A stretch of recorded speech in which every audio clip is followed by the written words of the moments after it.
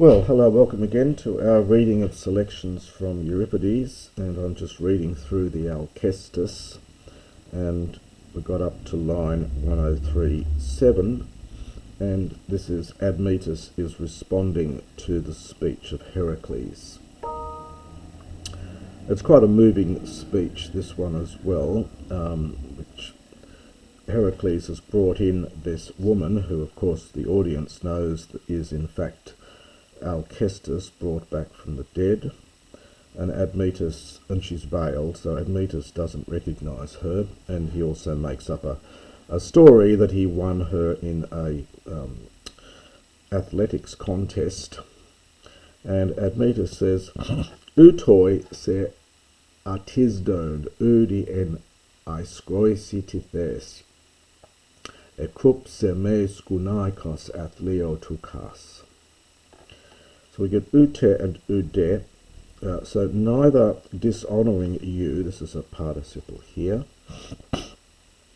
so it was neither dishonouring you, literally not having or not placing, understand you, among those who are disgraceful, so perhaps those that I dislike, or my enemies almost.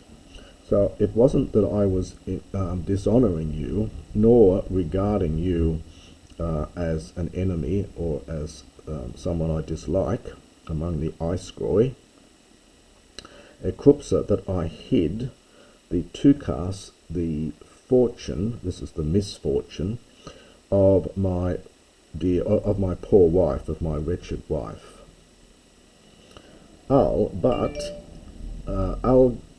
Algos salge tutan en proskaimenon, tu pros alu domat homethes xenu. We get this nice assonance here, algos, alge, it's the Greek ear enjoyed. And the proskaimenon is with ain here. We get a periphrastic construction here.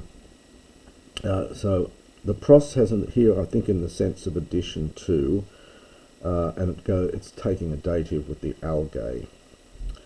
But this would have added grief to grief. Algos, of course, is neuter third declension. So it would have added grief to grief if homethes is from homao. It is actually aorist passive. It's got the sense of you'd have been shuffled off, perhaps, might be a good way of translating that. So if you had been shuffled off to the pros goes with the domath, to the houses of another, of a certain other guest friend. So we'd say of some other xenos, some other guest friend. The two, as you can see by the accent here, is enclitic. It's two for tinos, the unaccented indefinite form from tis. So it's of some, of a certain one. Halis decliane tumon an emoi kakon. So literally, there's no, well, there's the verb here. It was sufficient for me to weep. It was sufficient for me to weep over my own misfortune. So he explains here, look, I didn't tell you the truth because I didn't want to, I didn't want you to go off somewhere else. That would have increased my pain and misery, so I basically told you thing which wasn't true. Gunaikade epos esti aitumai se anax, alon tin hostis me pepon then hoi ego sois den anogi thessalon. Poloid soi xenoi pharion, me manamneses kakon. But this woman, O Lord, I beseech you, if perchance it is possible. Now we have to go down to here to anokthi. Now this is a perfect imperative, second person singular. The verb is anoga, It's one of those verbs that is perfect in form, present in meaning. And so this is the sort of perfect imperative that you get when you're dealing with one of these verbs. You do get perfect imperatives elsewhere, but particularly with these verbs that are perfect in form but present in meaning. So anoga is to bid. So give orders or bid a certain other among the Thessalians, Sodzane, to save, so it has the sense of to look after her, one who has not suffered such things as I have. So it's a little bit compressed here. The Peponthen is from Pasco, it's the perfect from Pasco. So put it together there, he says, my dear sir, Anax, I beseech you, if it is possible, so bid another of the Thessalians, some other of the Thessalians, to protect this woman, one who has not suffered such things as I have. Or perhaps and here, and there are many guest friends for you among the Phareans. You've got to supply the verb to be as usual. So in other words, you've got plenty of other guest friends amongst the Phareans. Me manameneses kakon, do not cause me to recall my troubles. So do not bring to mind my troubles. The me, of course, is accusative, so it's to bring, to cause me to remember, and then we get a defining genitive. So do not cause me to remember my troubles, so don't remind me of my troubles. Ukan dunaimein tain dihoron endomas in akrusenai.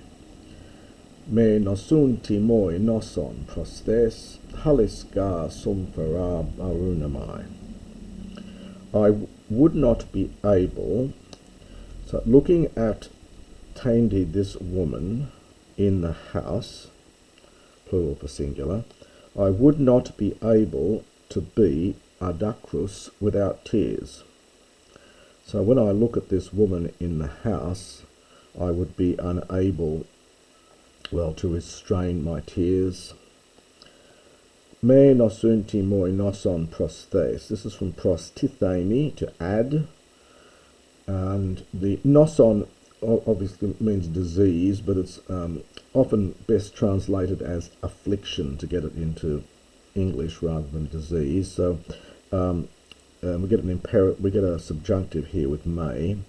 So do not add affliction to me who am suffering affliction. Haliska sumphara barunamai, for I am weighed down sufficiently sumphara by this disaster. Pu kai trefoit an domaton neagunai, and where domaton, again we have to say in the house, would a young woman be reared, be looked after, be kept, from trefo. So where in the house would a young woman be kept? Neaga, for she is young, hos esteti kai cosmo prepe, as is made evident by her clothing and adornment.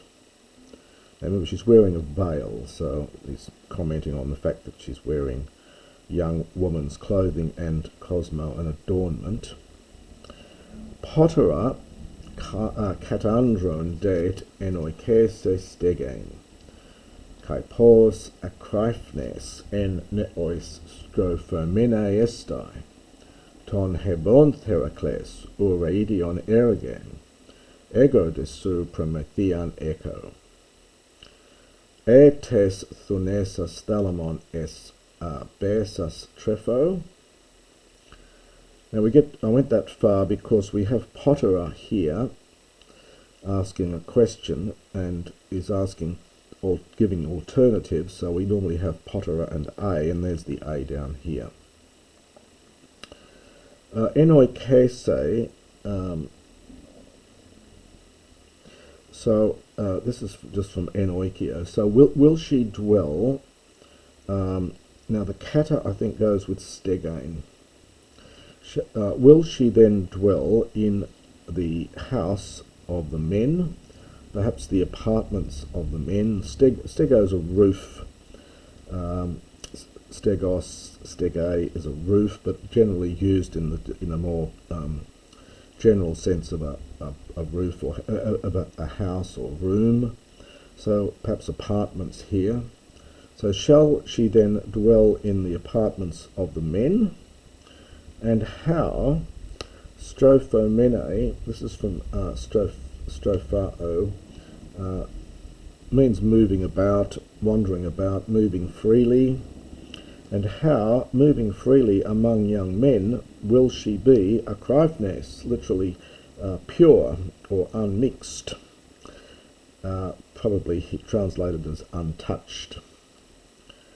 O Herakles, it is not easy, ergain, to restrain the young man in his youth, or young man in his prime.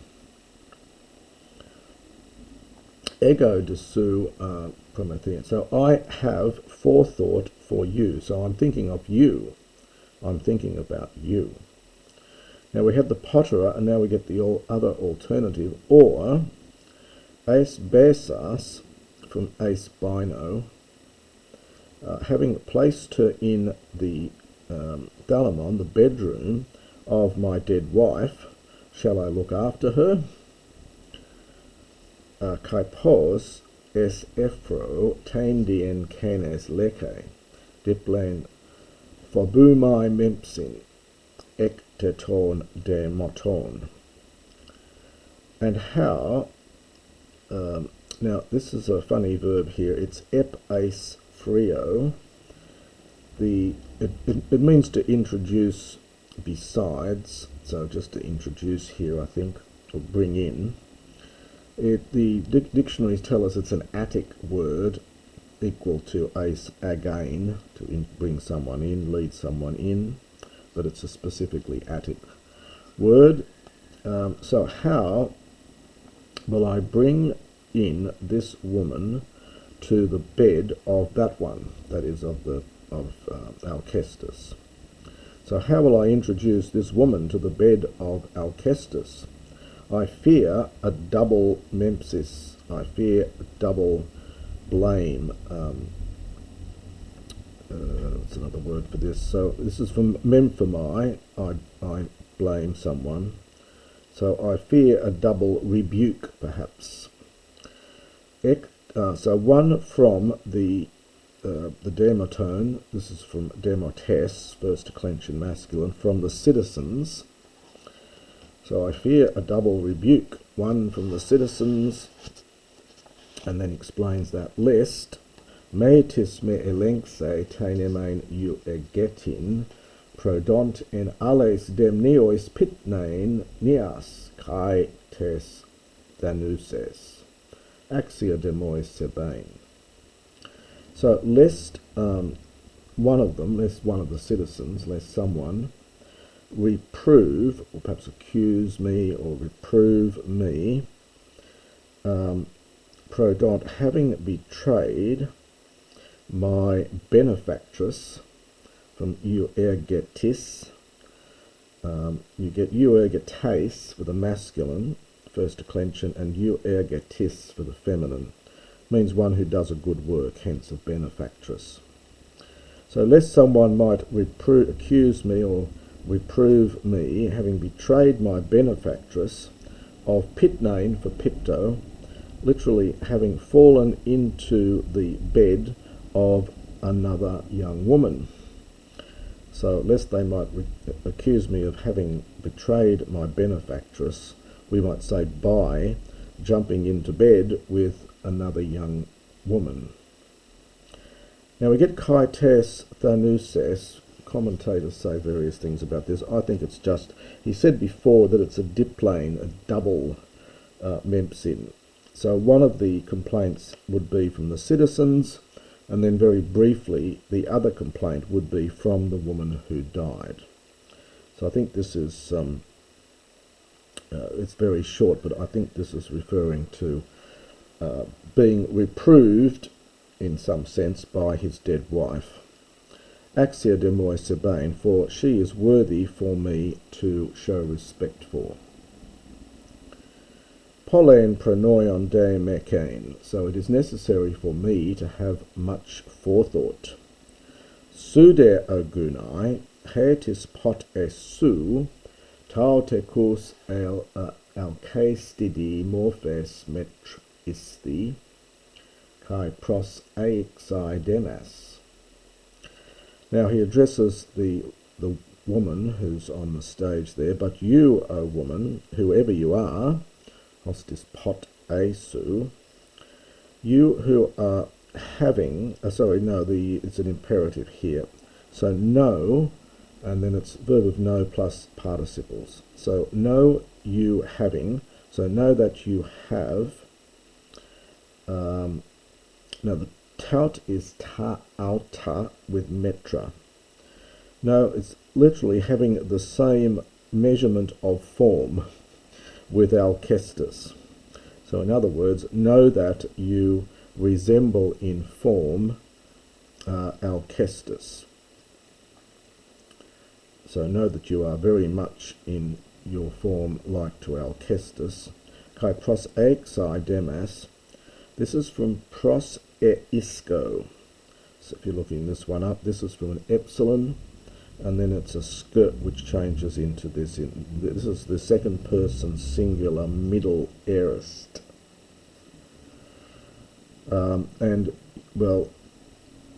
We would just put it into the present. You are like to her, demas, in respect of your body. So you are very much like to her. Oimoi, alas, comisdi prostheon ec omaton, gunai catendi, me meles hyremenon. By the gods, take this woman from out of my sight. Well, from my eyes, so take this woman from my eyes, take her out of my sight, may lest. Now both of these are from hyreo. This is the aorist, the subjunctive. Hyreo, the aorist is halon, and the root is hell, and this is an aorist subjunctive. And one of the meanings of hyreo is to kill. It's a bit like our unpleasant expression to take someone out. And this is also from hyreo. This is the passive, perfect passive participle. So do not destroy me who am already having been destroyed. Literally. Doka ga autain es horon gunaik horan emen. Theloi de cardian ek domaton pege katarogasin. O telemon ego. Hos arti penthus tudi guamai picru. For looking at this, looking upon this woman, I think that I see, it's Emain, my wife. No, I've got that wrong here. Sorry, that goes with, that's the object of Ace Horon. So I think, so looking at her, I think I see my wife. That's better. That's correct. So I think when I look at her, I think I see my wife. Tholoi de cardian, this is from tholoo, is funny verb. It means to perturb. It's like the Latin turbo. She disturbs or perturbs my heart, and streams break forth or have broken forth from my eyes. That is, he's in tears. This is from kata rognumi. So to break forth, and this is the perfect here. So streams have broken forth from my eyes. Oh, wretched am I. Since now I taste, and my verbs of tasting take a genitive. So I taste this bitter grief. It's almost, I now am really experiencing this bitter grief. So it's quite a moving passage from Admetos, and in the next recording we'll continue on with the stigomythia between Herakles and Admetos.